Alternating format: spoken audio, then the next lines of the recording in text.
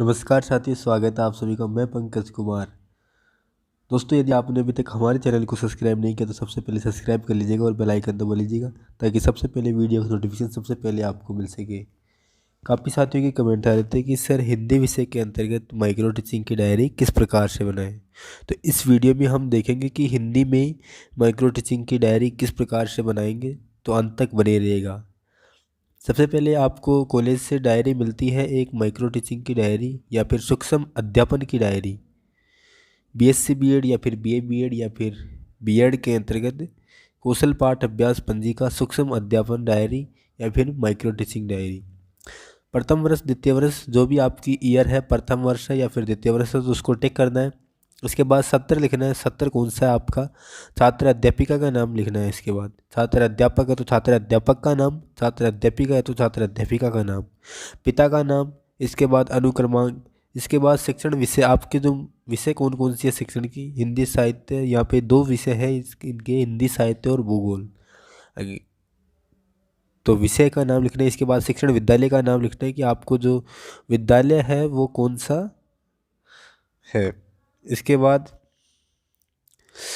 जैसे ही डायरी के first page open करते हैं तो उसमें लिखा हुआ होता है सूक्ष्म अध्यापन माइक्रो टीचिंग कार्यक्रम।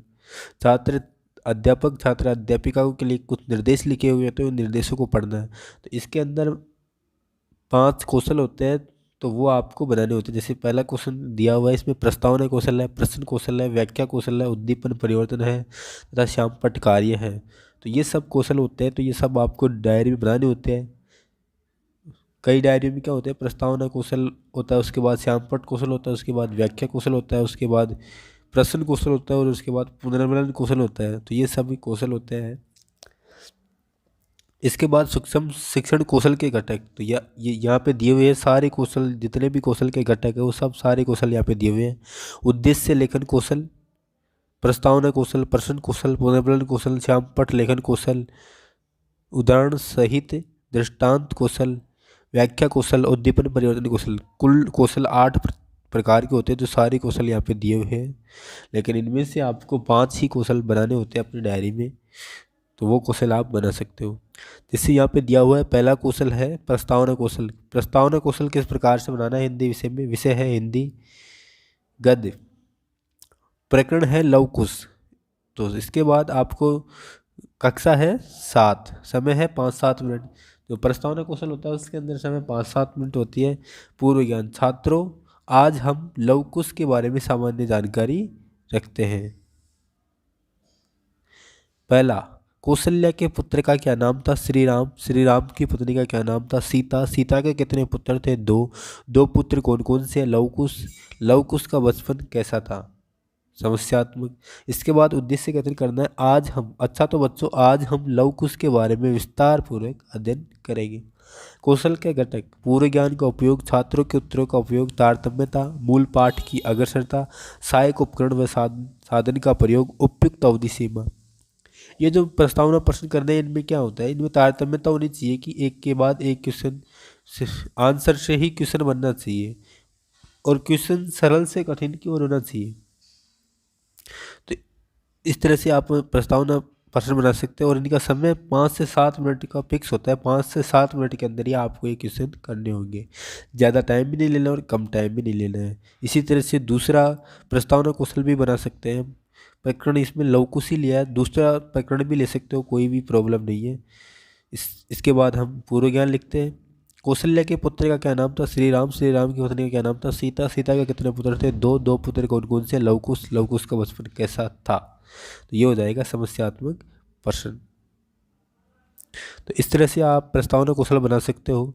अब यहाँ पे है प्रश्न कौशल। प्रश्न कौशल में क्या होता है, आपका जो प्रकरण है, मान लीजिए प्रकरण लव कुश ही है, विषय है हिंदी, कक्षा है 7 और समय है 5-7 मिनट। तो प्रश्न कौशल में क्या होता है, आपको कुछ प्रश्न करने होते हैं। जैसे लव कुश आपका जो प्रश्न, वो लव कुश आपका प्रकरण है, तो इससे संबंधित एनीवन कोई से भी क्वेश्चन लिख दो। इसमें 6 या फिर कई डायरियों में काफ़ी जगह होती है तो उसमें 8-9 क्वेश्चन भी लिख सकते हैं। तो इसमें जगह स्पेस कम था तो 6 क्वेश्चन इसमें लिख दिए। उस टॉपिक से संबंधित तारतम्यता की भी कोई जरूरत नहीं है, प्रश्न कौशल में कोई से भी क्वेश्चन लिख दो। लव और कुश का जन्म किस नदी के किनारे हुआ? तमसा नदी के किनारे। तमसा नदी के किनारे कौन सा आश्रम था? वाल्मीकि आश्रम। वाल्मीकि किसके गुरु थे? लव कुश के। औ अश्व अश्व की रक्षा का भार किसको सौंपा? लक्ष्मण के पुत्र चंद्रकेतु को। लव कुश के बाणों से कौन मूर्छित हो गए थे? लक्ष्मण। अयोध्या के राजा राम के पुत्रों का क्या नाम था? लव कुश। तो इस तरह से आपको प्रश्न कौशल में प्रश्न करने हैं। प्रकरण से संबंधता कौशल का घटक। प्रकरण से संबंधता, स्त्रानुसार भाषा, व्याकरणिक शुद्धता, संक्षिप्तता, प्रश्नों में तारतम्यता, प्रश्नों की पर्याप्तता। इसके बाद अगला कौशल है प्रश्न कौशल ही है। तो आपको ये भी ध्यान रखना है कि प्रत्येक कौशल दो दो बार बनाना है। जैसे प्रस्तावना कौशल बना रहे हो तो प्रस्तावना कौशल 2 बार बनाना है। श्यामपट्ट कौशल बना रहे हो तो श्यामपट्ट कौशल भी 2 बार बनाना है। और प्रश्न कौशल बना रहे हो तो प्रश्न कौशल भी 2 बार बनाना है। व्याख्या कौशल बना रहे हो तो वो भी 2 बार। सभी कौशल जितने भी कौशल बनाओ वो सब प्रत्येक 2-2 बार बनाने होते हैं माइक्रो टीचिंग की डायरी के अंतर्गत।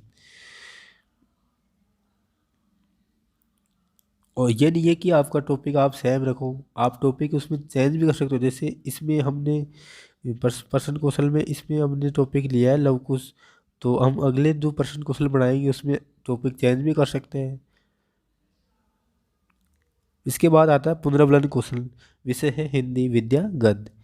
प्रकरण है चंद्रशेखर आजाद। कक्षा है 7। समय है 5-7 मिनट। भारत परतंत्र कब था? 1947 से पूर्व। अब यहाँ पे पुनर्वलन देना है। जैसे ये क्वेश्चन छात्र ने सही बता दिया तो सही है। 1857 ईस्वी में सामूहिक संघर्ष किन लोगों ने किया? भारतीय लोगों ने। ठीक है। वह भारतीय क्रांतिकारी कौन था जिसने इनकलाब जिंदाबाद का नारा दिया? चंद्रशेखर आजाद। शाबाश। प्रारंभ में चंद्रशेखर को संस्कृत पढ़ने के लिए कहाँ भेजा था? काशी। बहुत अच्छा। आजाद ने धनुष बाण चलाना किस आजाद को धनुष बाण चलाना किसने सिखाया? भीलों से। आजाद ने धनुष बाण चलाना किससे सीखा? यह ऐसे है क्वेश्चन। आजाद ने चंद्रशेखर आजाद ने धनुष बाण चलाना किससे सीखा? भीलों से। सही बताया। आजाद की मृत्यु कब हुई? 27 फरवरी 1937 में। अति उत्तम। तो इस तरह से आपको इसमें पुनर्वलन भी देना है, शाब्दिक देना है या अशाब्दिक पुनर्वलन है, अतिरिक्त अर्थ संकेत, समय की उपयुक्तता। तो इस तरह से आपको पुनर्वलन कौशल बनाना है। जैसे यहाँ पे वापस से प्रकरण चंद्रशेखर आजाद, इस डायरी में प्रकरण सेम ले रहे हैं। जैसे प्रस्तावना कौशल में भी दोनों में सेम सेम प्रकरण, आप चाहो तो अलग प्रकरण ले सकते हो दोनों में। तो इस तरह से पुनर्वलन कौशल में क्या करना है, क्वेश्चन पूछने पर छात्र जब आंसर बताएंगे तो उसको पुनर्वलन देना है। ठीक है, शाबाश, सही है, बहुत अच्छा। ये सब पुनर्वलन देना है। इससे क्या है, छात्र को अच्छा लगे, वो एक तरह से मोटिवेशन मिलता है। इसके बाद यहाँ पे पुनर्वलन कौशल विषय हिंदी है, लेकिन प्रकरण चेंज किया है। यहाँ पे बेड़ेश्वर की यात्रा है। बेड़ेश्वर धाम कौन से जिलों की सीमा पर स्थित है? डूंगरपुर व बांसवाड़ा। सही है।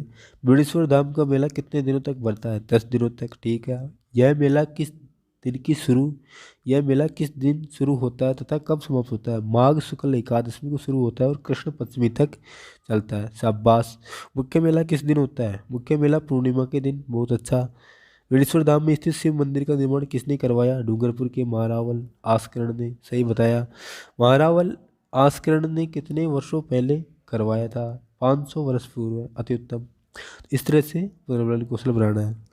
और यहाँ पे वापस से बेड़ेश्वर धाम, बेड़ेश्वर की यात्रा पर पुनर्वलन कौशल है। तो इस तरह से आपको पुनर्वलन कौशल बनाना है।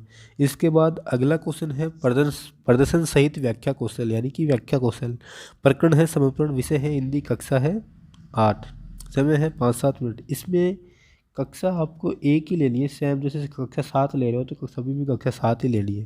जैसे दोहा है, मन संप्रति तन संप्रति, मन समर्पित तन समर्पित और यह जीवन समर्पित, चाहता हूँ देश की धरती तुझे कुछ और भी दूँ। लेखक है रामावतार त्यागी।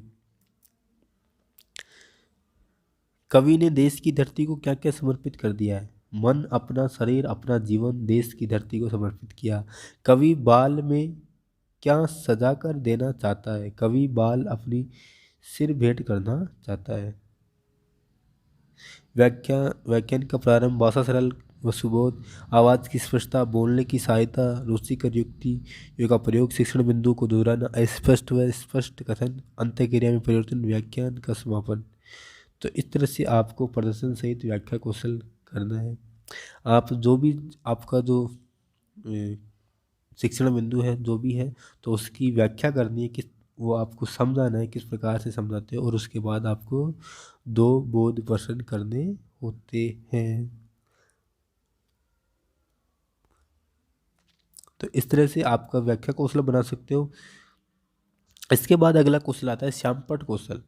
इसमें क्या होता है, जैसे विषय है हिंदी, प्रकरण है क्रिया, तो आपको जो जो सहायक सामग्री होती है, एक तरह से जो आप पढ़ा रहे हो कक्षा में, वो आपको श्यामपट्ट पर लिखना होता है। पूरा कार्य श्यामपट्ट पर लिखते हुए और समझाते हुए चलना होता है। जैसे इसमें डायरी में भी लिखा हुआ और श्यामपट्ट पर भी लिखा हुआ, लेकिन कई डायरी में क्या करवाते हैं सर कि पूरा जो डायरी है उसके ऊपर श्यामपट्ट चिपकाते हैं और श्यामपट्ट पर ही लिखते हैं सब कुछ। तो ये श्यामपट्ट कौशल, और ऐसे भी बना सकते हो आप श्यामपट्ट कौशल। आपका जो टॉपिक है क्रिया है, तो और क्रिया 2 प्रकार की होती है, आक्रामक क्रिया और सकारात्मक क्रिया, और आक्रामक क्रिया के बारे में लिख सकते हो और सकारात्मक क्रिया के बारे में लिख सकते हो। तो इस तरह से आप ये श्यामपट्ट कौशल कंप्लीट हो जाता है आपका। अगला कौशल है उद्देश्य कौशल।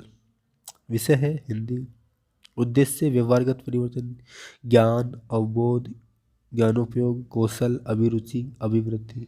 कौशल का घटक छात्र के दृष्टिकोण से स्पष्ट, निष्पादित व्यवहार, पर्यवेक्षण योग्य परिस्थितियाँ, न्यूनतम स्तर, स्पष्ट विषय वस्तु से संबंध। तो इस तरह से आपके जो ये कौशल है, ये सभी कौशल लगभग इसमें कंप्लीट हो चुके हैं। दोस्तों अभी भी आपको कोई भी समस्या है तो आप हमें कमेंट करके पूछ सकते हो। अगर आपको वीडियो थोड़ा सा भी पसंद आता है तो अपने साथियों के साथ ज़रूर शेयर कीजिएगा। धन्यवाद। जय हिंद, जय भारत।